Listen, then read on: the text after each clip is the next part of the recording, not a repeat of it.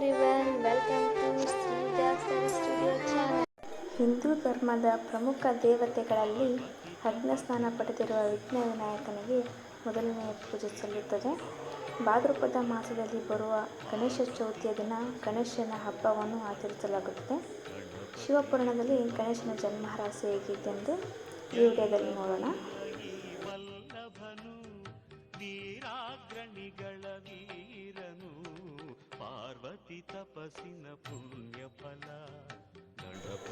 ಶಿವ ಮತ್ತು ಪಾರ್ವತಿ ದೇವಿಯು ಕೈಲಾಸ ಪರ್ವತದ ಮೇಲೆ ವಾಸವಿದ್ದರು.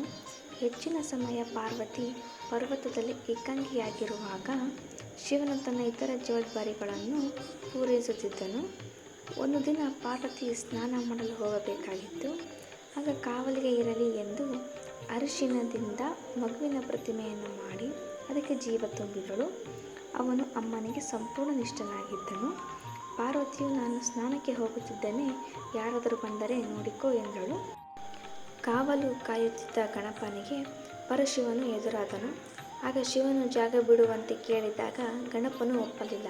ಎಷ್ಟೇ ಹೇಳಿದರೂ ಕೇಳದ ಗಣಪನ ಬಗ್ಗೆ ಕೋಪಗೊಂಡು ಶಿವನು ಗಣೇಶನ ಶಿರಶ್ಛೇದ ಮಾಡಿದನು.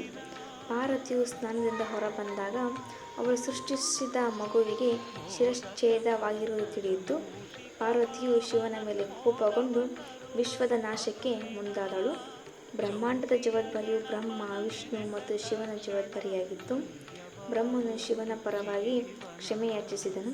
ಬ್ರಹ್ಮಾಂಡವನ್ನು ನಾಶ ಮಾಡದಂತೆ ಸಲಹೆ ನೀಡಿದನು. ಜೀವ ಕೊಡುವಂತೆ ಅವನನ್ನು ಪೂಜಿಸುವಂತೆ ಷರತ್ತುಗಳನ್ನು ಹಾಕಿದಾಗ ಶಿವನು ಒಪ್ಪಿದನು. ಶಿವ ತಾನು ಮಾಡಿದ ತಪ್ಪನ್ನು ಅರಿತುಕೊಂಡು ಪಾರ್ವತಿಯ ಬಳಿ ಕ್ಷಮೆಯಾಚಿಸಿದ. ತನ್ನ ಸೇವಕರನ್ನು ಕರೆದು ಶಿವ ಕಾಡಿಗೆ ಹೋಗಿ ದಕ್ಷಿಣಕ್ಕೆ ತಲೆ ಹಾಕಿರುವವರ ತಲೆ ತರುವಂತೆ ಹೇಳಿದ. ಆದರೆ ಅವರು ಆನೆಯ ತಲೆಯನ್ನು ತಂದರು. ನಂತರ ಶಿವನು ಆನೆಯ ತಲೆಯನ್ನು ಗಣೇಶನಿಗೆ ನೀಡಿ ಜೀವ ತುಂಬಿದಾಗ ಆಗ ಗಣೇಶ ಜೀವ ತಾಳಿದ. ಈ ರೀತಿಯಾಗಿ ಶಿವಪುರಾಣದಲ್ಲಿ ಗಣೇಶನ ಜನ್ಮರಹಸ್ಯವಾಗಿದ್ದು. ಧನ್ಯವಾದಗಳು.